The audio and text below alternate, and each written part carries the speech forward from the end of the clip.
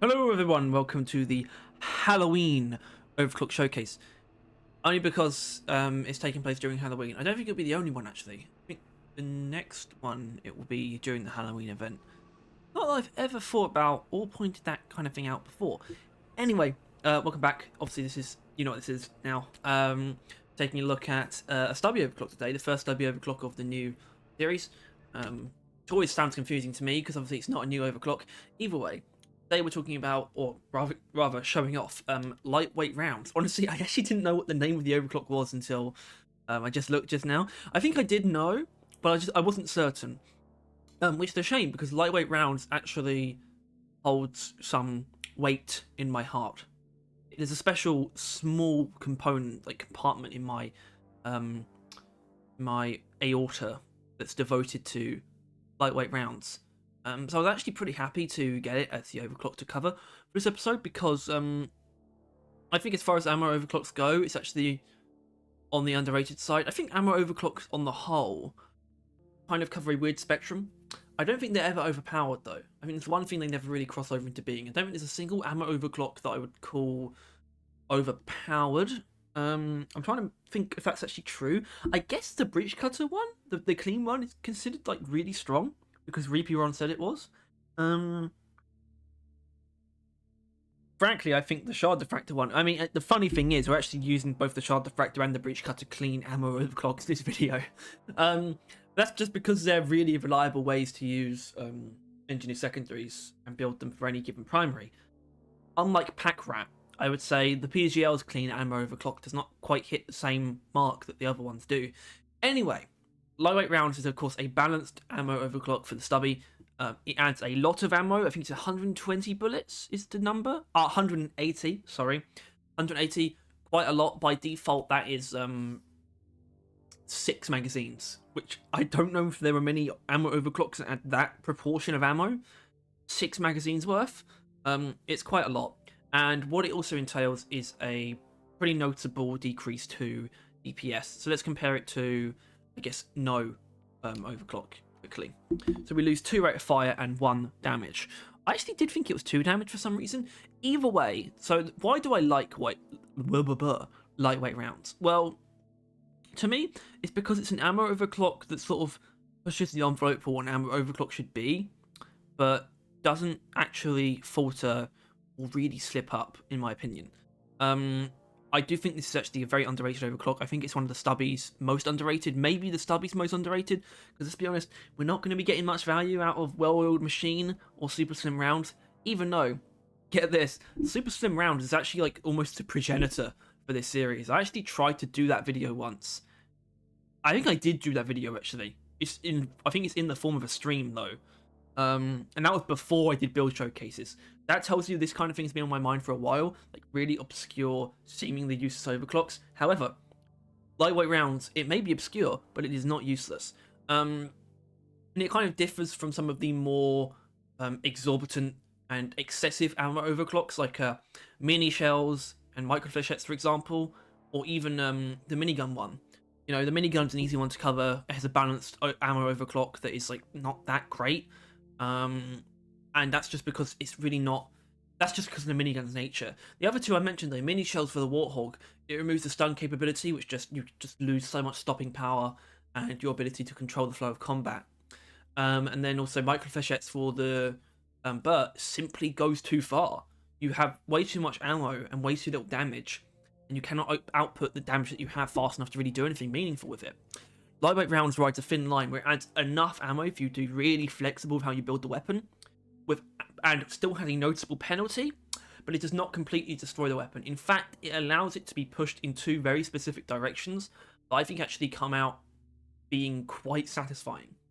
And so it's very useful that we have two build system for these videos. I show you 2 builds, they're both different as I can sort of conceive in a way. And frankly, I already knew what they were going to be going into this because, you know, I've already explained my favour for lightweight rounds, and as a result, I have used it quite a lot, and have 2 fairly definitive builds. This is the first one I'm going to be showing you, and this is the second one I'm going to be showing you. I'm not going to explain what the second one is yet.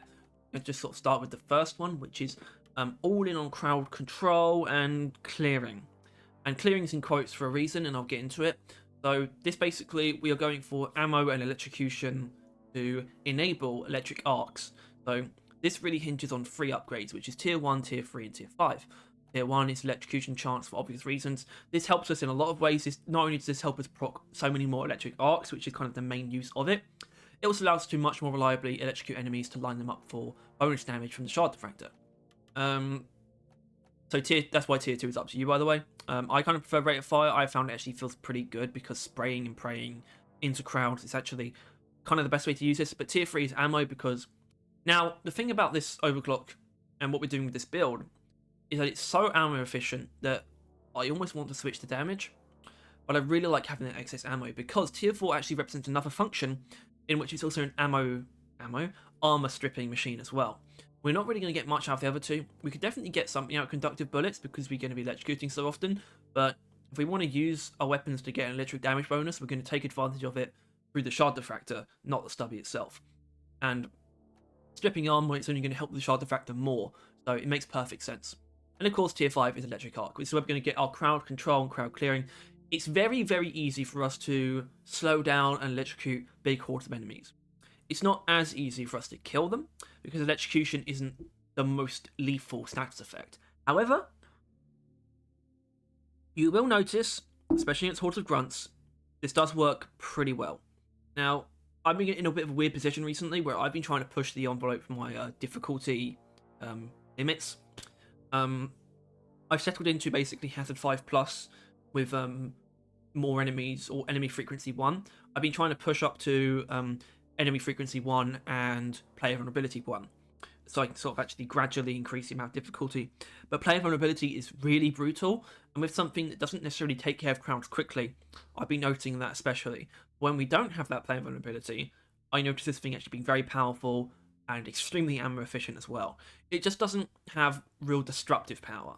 It has crowd control and stopping power, but we're not going to be interrupting enemy attacks, which is actually where Plasma Bursters come in. Plasma Bursters are actually decently important. I recommend Plasma Bursters and Stunning Sentries on this build because it covers the two things that our weapons aren't really doing. But that's enough on that. The Shard Diffractor itself is in my opinion, a necessitated accompaniment. I used to think it would be possible to go for hyperpropellant. Luckily, that's not hyperpropellant. With this overclock, obviously you very much so can now, especially with microconductor add-on. And even turret EM discharge to an extent. But I think the Shard Diffractor is essential here because hydrogen rupturing in tier 5, the electric damage bonus mod, gets so much good use here, which is why we're taking efficiency tweaks just for general purpose increase in our means to output direct damage, because we're not using overdrive booster, because we're not stupid here. We're above that. But that's why in tier 1 we take damage.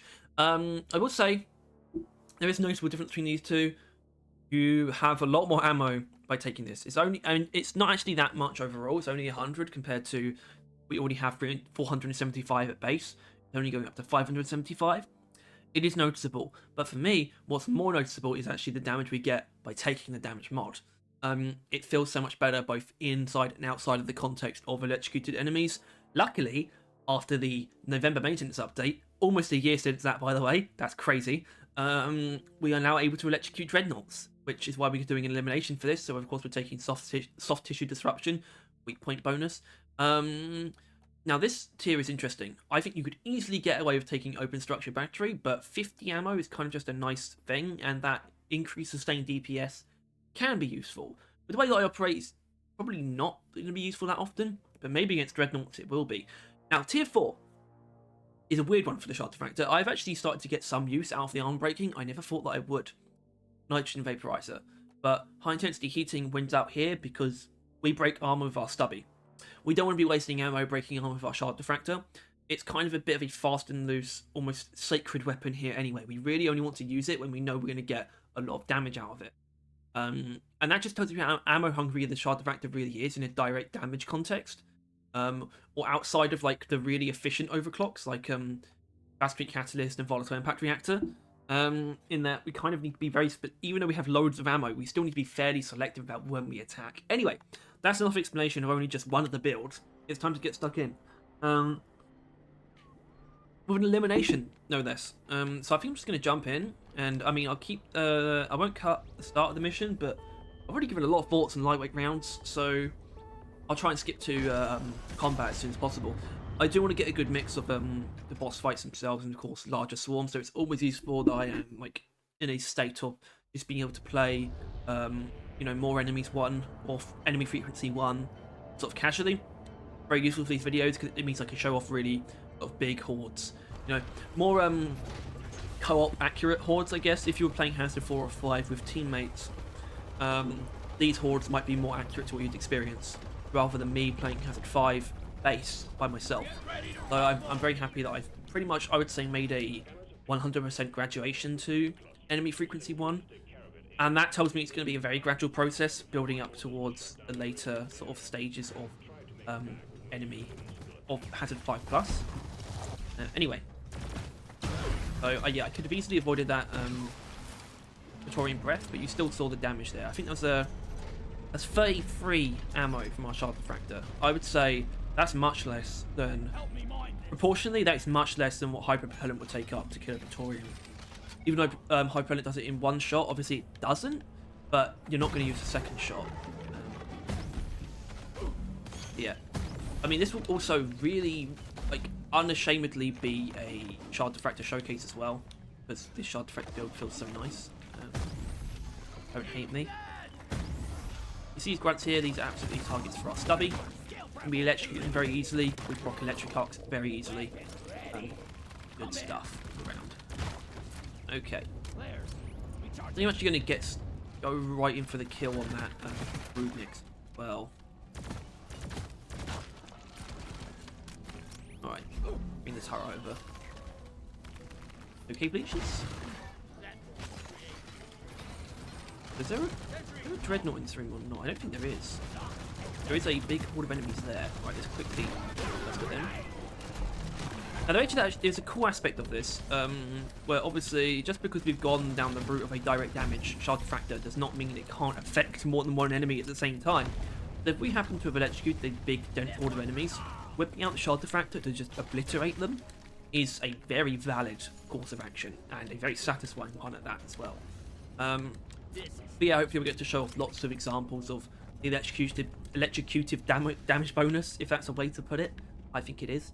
But also just general crowd clearing, crowd control on the part of the Stubby. And yeah, even tiny enemies we can sort of deal with okay. As long as you're fairly accurate, it's not too hard to proc electric arcs against like swarmers and shredders and stuff like that. And those things, when you actually do get the electric arc to happen, it handles those tiny enemies very well. Anyway, is there a dreadnought in this room? There is not. This is the blank room, so I'm just going to take a minute to gather some resources, I think. I'll come back to you if there's any combat, though. See you then. Okay, so this... Yeah, I think... Is this mainly just exploded? Oh, it's not just exploded, actually. Okay. So we're fine with that. The exploders are very useful for us, actually. When we're just slowing things down. In fact, the exploders kind of dealt with that themselves. Almost. That's nice. Let's take a quick look around here. Alright, probably going to skip to the first dreadnought. Oh, a cave leech. Oh, I got grabbed. Because I have no sense for cave leeches. Even when I know they're coming. Heightened senses does very little to help me. It's still essential. Alright, I'm about to head into the first dreadnought room, and I'm pretty sure there's going to be some stuff waiting for me, so... How's my turret going up? Yeah, it was. It's not waiting for me, they're actually here. Alright. Cross over. I want to electrocute that idiot. There we go. Worth it.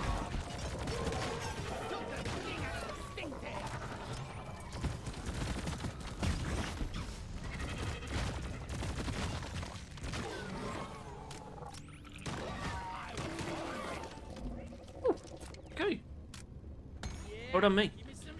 And yeah, you even saw there, like, sort of, using the Shard Diffractor to mop up things like guards as well. It's a very, just good way to go about things.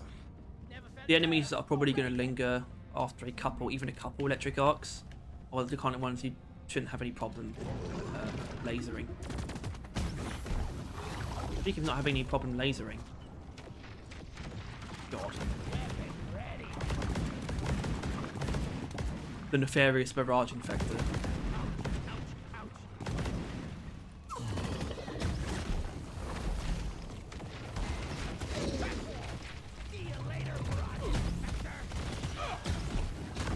Whoa! I did not realise there were like a lot of enemies here.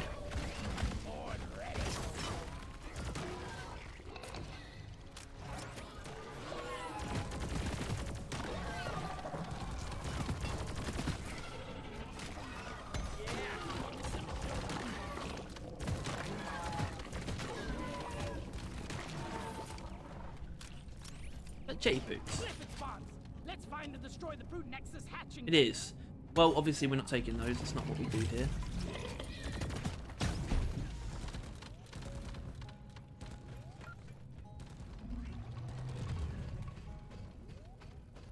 Where's like the nitro? Efficacy actually. You might be wondering though, after sort of these encounters, which one of these builds I prefer. And I can tell you it's the second one. This one, the idea of getting a crowd control Stubby by just taking lots of ammo and speccing into electric arc. It's sort of like Elon Musk trying to get the letter X to be like his brand or something. It's just something that I really want to work for some reason. Isn't working, but I think this is working a bit better than whatever he's doing. Okay. Lovely.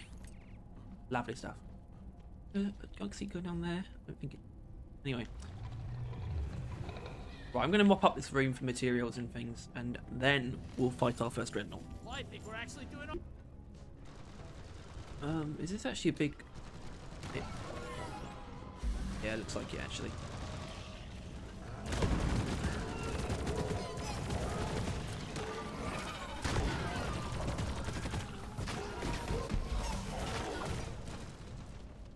Oh. Bastard.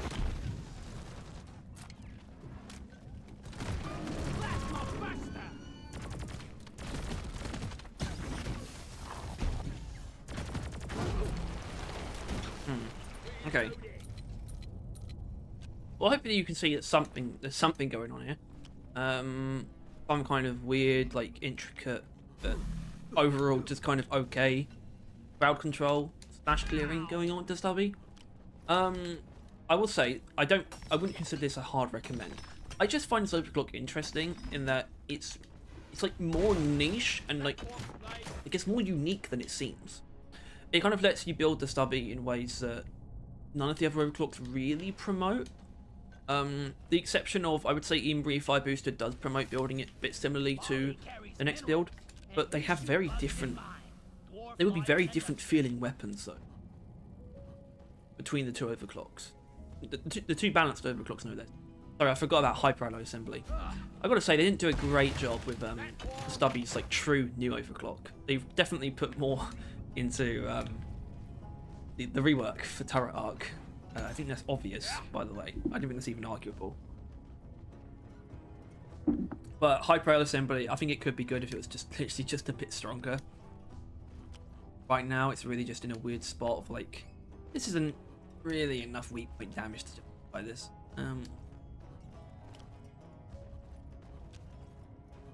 Yeah, I'm definitely going to fight this Dreadnought in this part of the cave. These like wide tunnels are always bad. Shut up.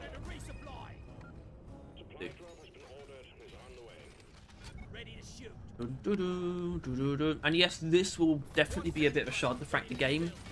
But you're still going to see how the Stubby comes into play, especially if it's the twins. It's the twins. Because the twins, the Stubby breaks armor, and the twins have breakable armor.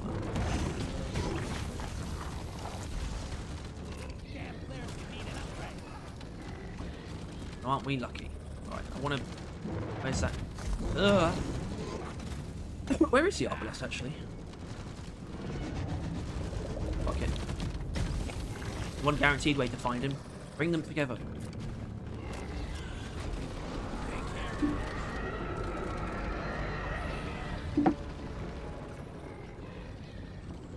Come on. Come on. Don't be shy. He's actually being very shy.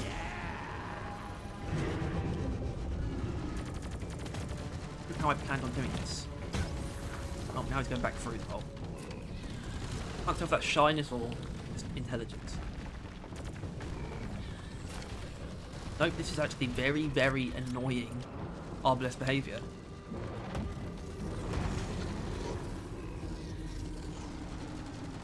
Alright, well, Master Rep, I'm just going to beat your brother into submission, quickly. Oh, you're back. Not ready. There's retarded.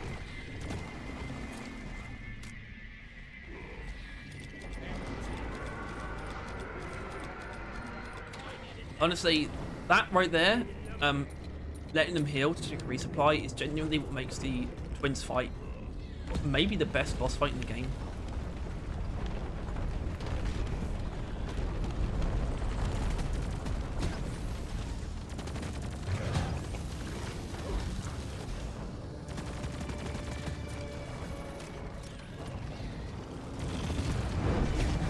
Well, now you're here, Arbalest.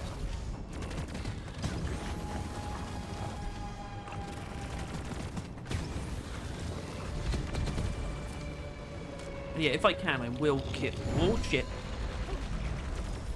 Yeah, that's not gonna. Oh damn it! They actually want us to go off, but they did. All right, now we're gonna do a bit of I'm looking sort of the ammo counts. I'm sure you can see why we're not blaming the build for that one. just looking at the ammo counts, I think we're gonna do a bit of this stubby spam.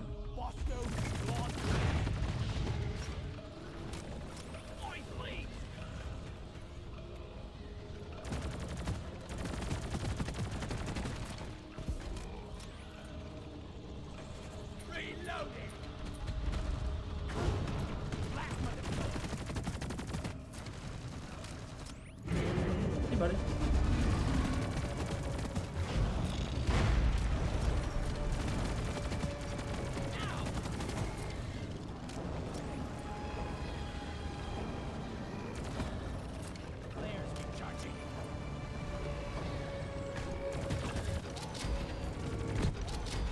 Oh. Okay. Well, there you saw the benefits of high electrocution chance combined with something that gets electric damage bonuses, but also just the benefits of that sustained DPS and how having such a high ammo pool and such like consistent ability to electrocute something actually results in really decent just sustained DPS and sustained slowdown. Slowdown does still affect the dreadnoughts, and the fact that we are just keeping them electrocuted so just inexorably, just with no undeniable, just keeping them electrocuted like 90% of the time, if not more, does affect their ability to just move and maneuver, and that helps us keep shooting them. So there are even tangible benefits to just lasering a single enemy with this if you want. I would say lasering a single enemy is more so a thing you'd be doing in boss fights anyway with something like this. If it's like an oppressor or something, we don't want to be doing most of the damage with the stubby. We definitely want to be handing that over to the shard diffractor, and especially if you were starting on full ammo, we would definitely want to be handing most of it over to the shard diffractor anyway. But in that scenario, I felt it appropriate to, you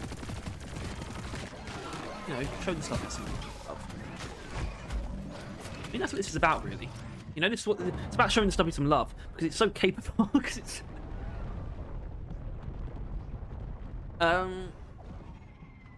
there's definitely something to be said about the concept of aggression, and this build sort of like encourages a very strange combination of both being aggressive but also very evasive. Because if you're purely aggressive, you're not going to kill things that quickly, but you still need to be aggressive to get sort of anything done. But when you do, I think it is rewarding enough. The problem is I'm just so bad at playing aggressively at all. Like, I'm just really, really bad at it. And that's had a noticeable effect on, I guess, what you're seeing. I have no doubt we'll finish the mission. Probably shouldn't say things like that, but I just did. Anyway, I'm going to go back and get a resupply. Oh, I forgot there was some night. But I am going to go back and grab a resupply, and then we'll make our way to the next. Inventory is full. I think I'm about to get ambushed again. Let's see if I can play this one a bit better. Okay.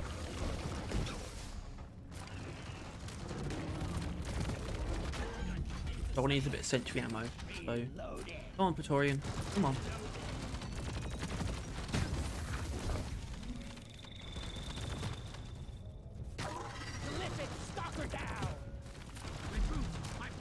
Right. Ready to kill some more crazy. Now we really will go find that dreadnought. Guess what we found?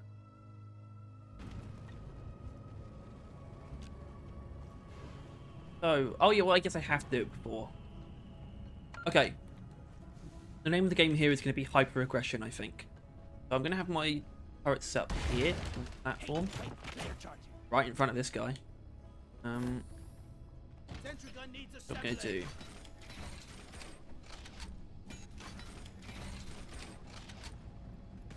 Sentry armed.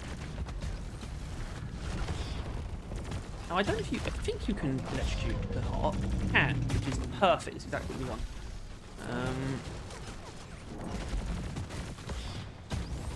Where this damage is coming from? Oh, probably those guys. I can try guys, that was not. Oh, I got. Okay, so that was just poor planning. I think. Really flustered by the fact that there was a pressure wave. I'm not even too bothered about the fact that there's one of those. I genuinely very certain that there wasn't going to be any enemies in me during that. Anyway, where is that thing?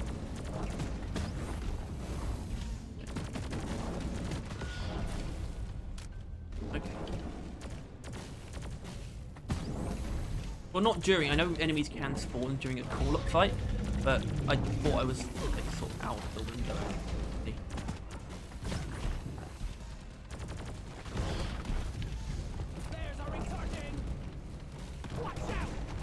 Right, I'm gonna have to save.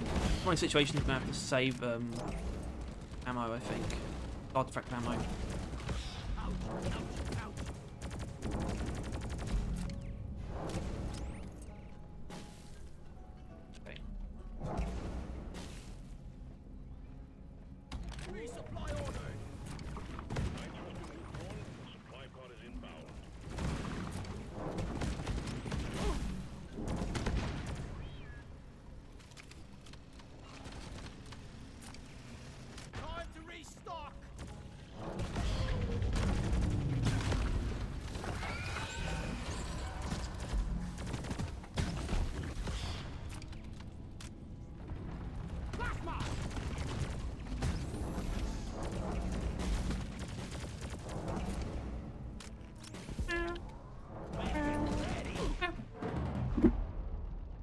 I'm so sorry.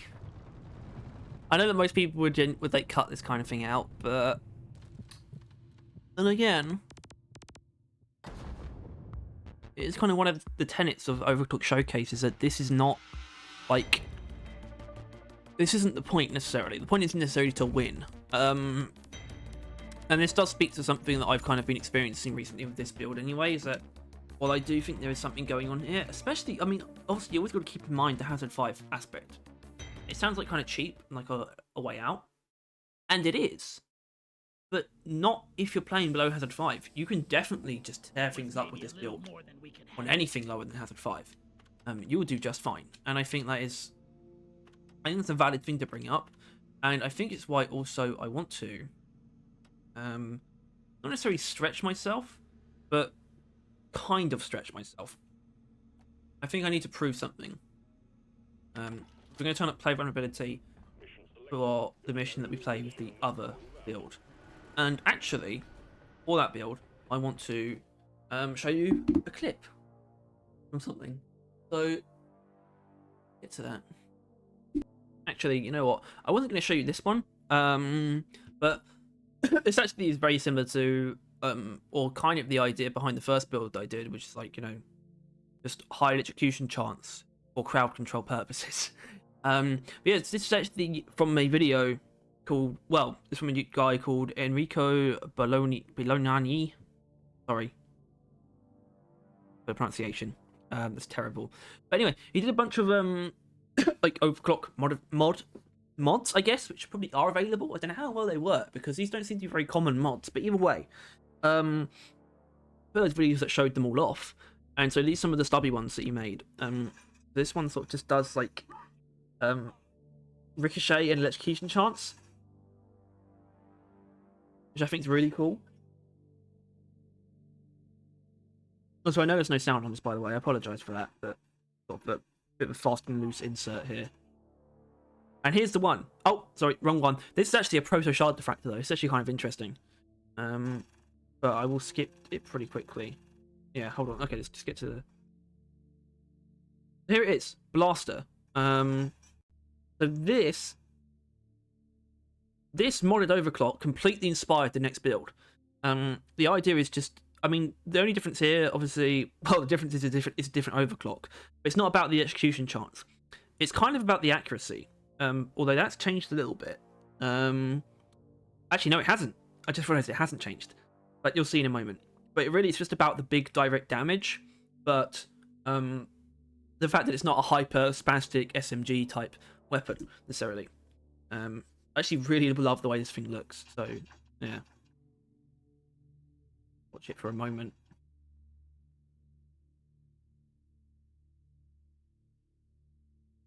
I think it looks very satisfying. It's pretty much exactly what I want from a Stubby overclock. Yeah, the effect of the build is somewhat similar to that. Not all the way, but you'll see. Anyway, well,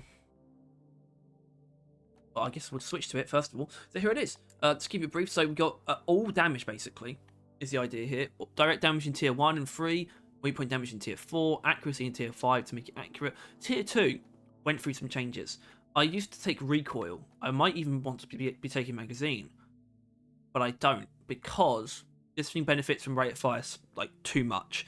I almost didn't really want to do it because it means it's also the same upgrade as in the previous build, but it's kind of too good.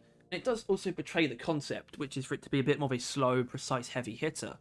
But luckily we have the accuracy mod in tier 5 now to play with, and it feels so much better with the rate of fire. So this actually achieves a really good amount of total damage, and really good DPS. And we still have like notably more ammo than the equivalent with EM Refire Booster, even EM Fire Booster with one of the ammo mods.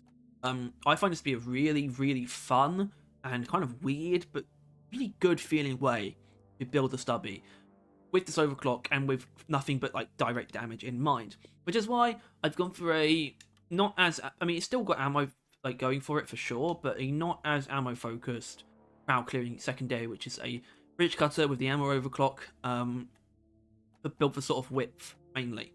And it feels pretty good. It's good for clearing Mat Terror and large groups of enemies at once, and also stripping armor as well, which is weird given that we're not taking armor breaking. I will explain quickly. Obviously, we're not taking armor breaking here because we want that direct damage from the weak point damage on something like a Praetorian. But so why am I not taking armor breaking on the breach cutter? And I definitely could, because in the context of Praetorian, it would probably be better. But I would want the ability to stun of enemies so badly. I think I definitely miss the crowd control, or rather the stopping power aspects that Engineer normally is capable of, that you sort of lose out on with the other build. I'm very happy to sort of, have this build take up the torch and just stun and destroy massive groups of enemies at once. But the breach cutter, just the way it is, it just hits every bit of armor at once on a Praetorian, for example, therefore weakening all the armor at once, making it pretty easy to get through with Stubby anyway. So it sort of comes to fruition to be a pretty good feeling build. Stubby itself feels great against pretty much every enemy.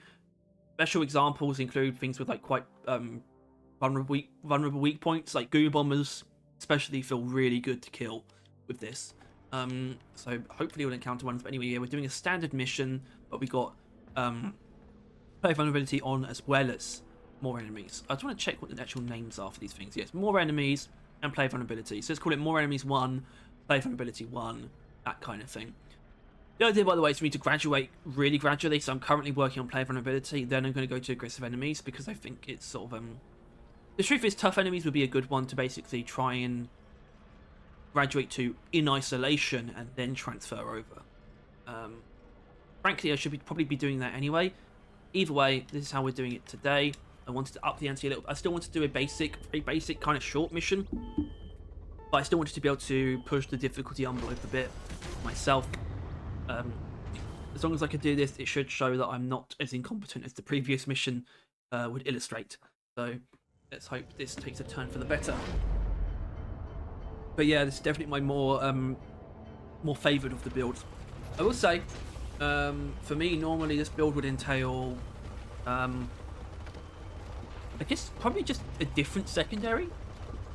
Part of me definitely wants to use a PGL. It's why I'm actually kind of excited to get to, honestly, doing the PGL overclocks. So there's a skull here.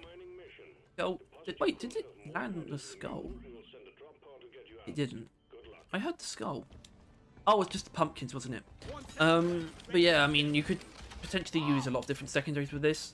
The only problem with using the PGL is that I would personally want to use armor breaking with it, but you kind of can't really afford to do that. And I find not having armor breaking really damning. Now we have so many enemies that have armor, like Brundles and Shellbacks, and, you know, obviously the recent ones like Stingtails. Even Spreaders have armor that can get in the way sometimes. But I still think it's definitely worth going for the all-in on the damage when you can get full damage. Though against weak, it feels really good. Anyway, all that being said, let's find some enemies to prove all this against, I suppose. Yeah. Alright, we're here. We have the Lonely Grunt. And his brother, the Lonely Grunt. So I'm failing against deftly. If you don't mind me explaining that. I think that's a combination of just being kind of just annoyed with Bosco's presence almost. And then also not really being comfortable in my accuracy at close range when it comes to... Because I really want to hit the headshots, right? Anyway, Praetorian. Let's do this properly. So, start with this. We did this. Badly, somehow. I missed like 4 shots or something there. Oh well. Still, I think that's less than 40 shots combined with the breach cutter shot. Very nice, very efficient stuff. I'd say Praetorians are on the weaker side though of what this build is good against. This thing's very much good against things that have like, you know, definitely high HP, like high health pools, but also really nice weak points. Menaces, Wardens, Goo Bombers, great stuff for this overclock, for this build. Hope we get more kind of thing. Alright, I'm not going to cut actually, I'm going to push on a bit, see if we can actually find some shit to kill. I mean, I can imagine the swarm showing up at the moment, so it's about that time. Bosco, what is that? Or a pressure wave. Behind us. Have a bullet in the fight. Well, obviously, I guess something like this isn't really a Stubby job, is it? To be honest.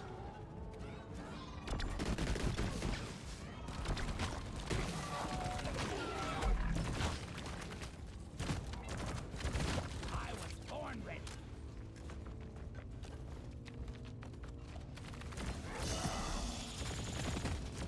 Pop that spreader like an overripe tomato. Nice juicy weak point on the spreader, works well against that. Also, obviously, the spreader's armor that I just mentioned got in the way a little bit there. Oh, Mactera Swarm. Now that's actually good. Don't mind a Mactera Swarm with this build. Oh, I want a bit of a killing zone. Yeah, hold on. I don't know what to do. Sentry off. One sentry gun ready to be built. Contact. Take him out, team.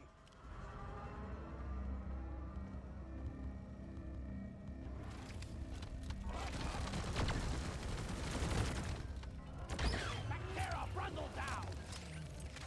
I was born Also, forgive me if I make profound use of the Shredder Grenade. Can't help it. It's a little bit too good. So that's what happens when you actually hit a grabber's weak point. They die. Because it's not often that one hits a grabber weak point. weapon ready. Yeah.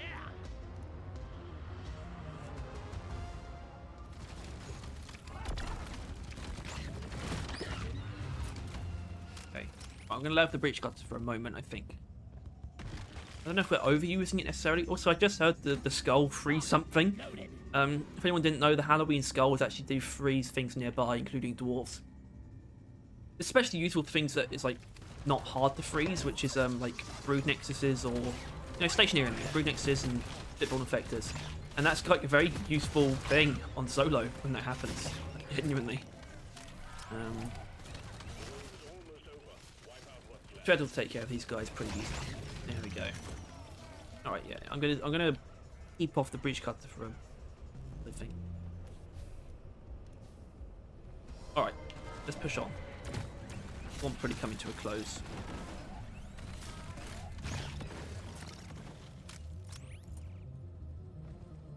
Hopefully you can see where this is going a lot more, like, clearly, and why this is a good build, more clearly than the previous one.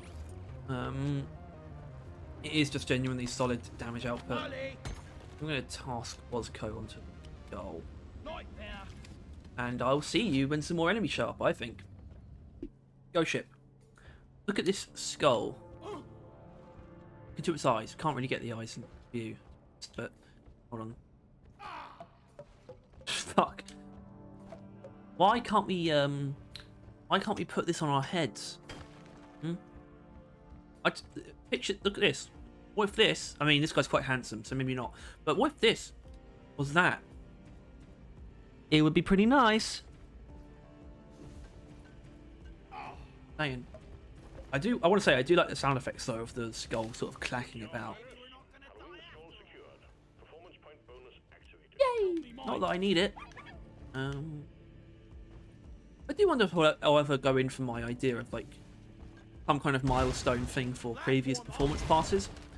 Well, obviously that would include Season 5 as well. But my idea was, like, to try and reach level 500 on every performance pass. Like, how easily can we get through this thing's armor? Not easily.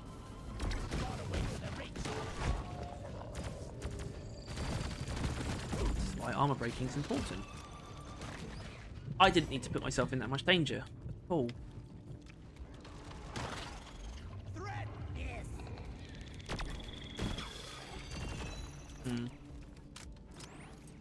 Very needless recklessness. Reloaded. Watch and learn. Come on, mate. Show yourself. Two enemies that just love to fucking dig and hide.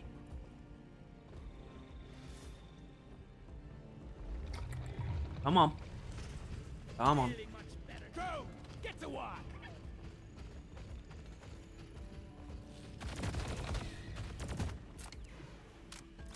Let's wait at a swarm shop soon. Fuck.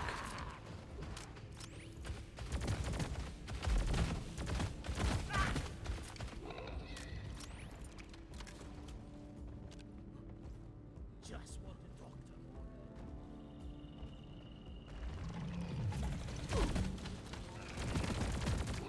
Holy shit. I think Bosco and my turret blocked like most of those bullets. Okay. Just relax.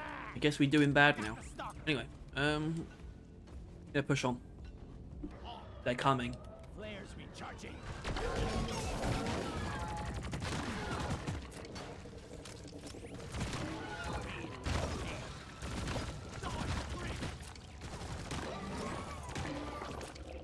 Honestly, that might be the best example of breach cutter then Stubby cleanup that I've had in this build.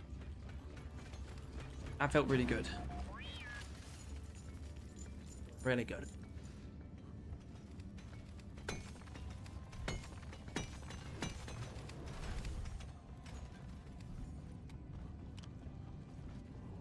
I need a damn minecart on legs. Where is it?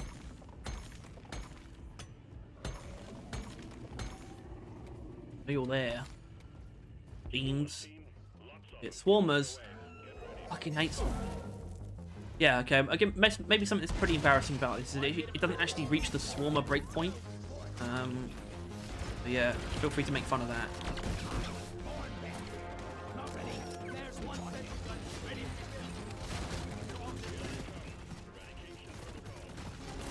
Party one now. Here, have some extinction. Okay. Weapon ready. I guess we'll call in a resupply and just mine some more kite. While the turrets take care of this.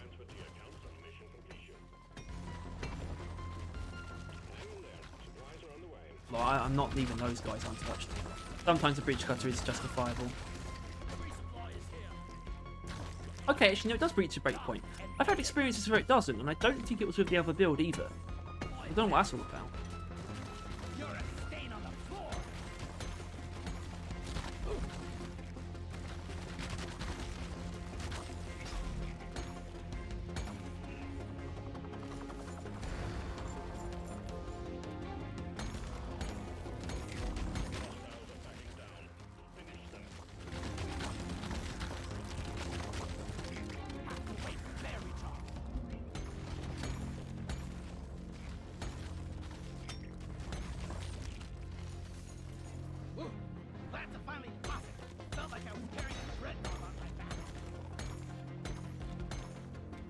go. Mine it.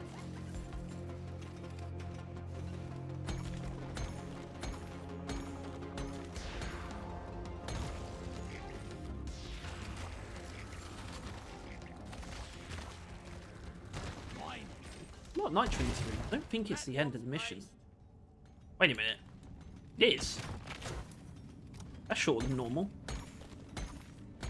Much shorter than normal. Where? Here. Look at that. That is really short. Hold on. Also, that's what she said. Oh dear. We can work with this, I suppose. She said as well.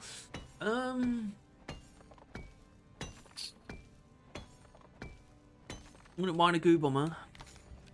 I actually am kind of annoyed that I squandered that mission. That could have been a really good one. Take your sweet time, old I guess it did. I guess I kind of cursed it by sort of, you know, saying that I prefer this build to the other. Yeah. Yeah. Hawkeye quota met. That was some first-class mining team. All right, let's get out of here then, I guess. Was activated. I haven't even used the resupply yet. Good work. Send in the drop pod. So maybe this mission wasn't as like impressive as I thought it would be. Does make you feel a bit better about vulnerability, I suppose.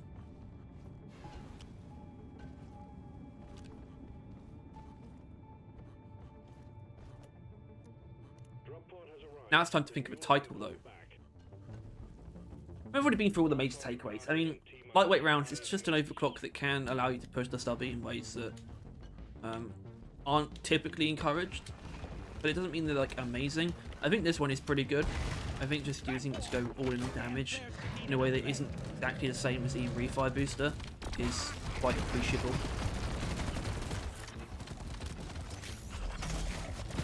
I think that works quite well. And it's just an okay, solid, balanced ammo overclock. I don't think should be entirely overlooked, but it's not like, I don't think you need to, if you're not bothered about it either, I'm not going to like say you're insane for ignoring it, you know? I'm like, how dare you overlook lightweight rounds? It's like, it's not that kind of situation, but I don't think it should be thrown under the bus either. Anyway, I'm not going to call this video.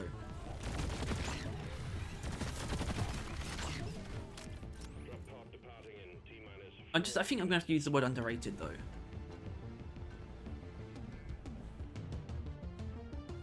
Is lightweight rounds Stubby's most underrated overclock? Or lightweight rounds and Stubby's most underrated overclock? Which I think is true. Doesn't mean it's great, but it does mean underrated. Because that's what that word means. The word underrated does in fact mean underrated. Horn ready.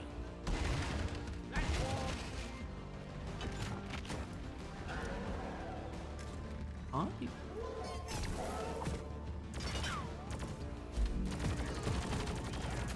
Players charging. Fuck off. Ring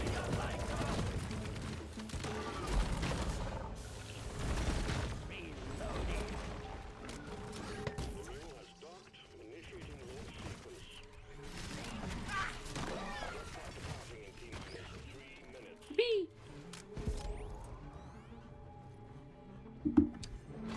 Well, there you have it, folks. That was lightweight rounds. A okay overclock with some value. You know, that's what a lot of them are, to be fair. Anyway, if you enjoyed this, please make sure to not hit your knuckles on the table. Please make sure to like and subscribe, and if you want to see more of this and you want to stay on top of everything to do Deep Rock and Roadcore, then make sure you click the bell as well. But now it's time to select next week's subject.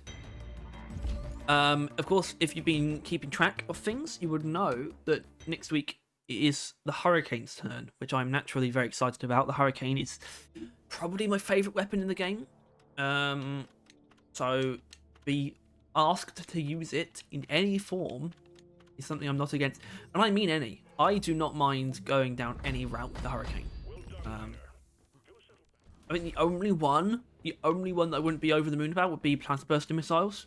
Because I've done a build showcase on it that was very focused on Plasma Bursting Missiles. It was very like much so propping that overclock up, like very straightforwardly. So here's how this works if you don't know. We have our overclocks here, and what I'm going to have to do actually is bring up the Wheel of Fortune. But basically, we use the Wheel of Fortune to find our next overclock. And the overclocks are numbered from 1 to whatever number is. In this case, it's 1 to 8 from left to right. That would be 1, 2, 3, 4, 5, 6, 7, 8.